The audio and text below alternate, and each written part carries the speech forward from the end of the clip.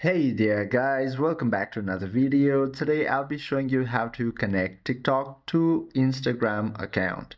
Now connecting your Instagram to TikTok is the best way to drive your followers between platforms in 2026. Now to do this, all you have to do is go ahead and open your TikTok application.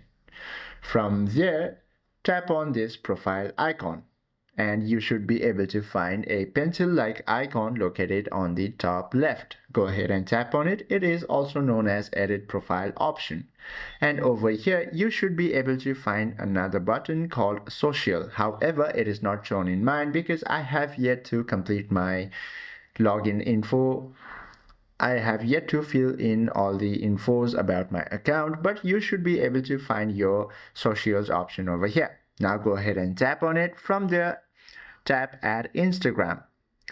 A login window will pop up, then enter your Instagram credentials and tap allow to give TikTok permission to link the accounts. Once linked, a dedicated Instagram icon will appear on your TikTok profile right next to the edit profile or follow button.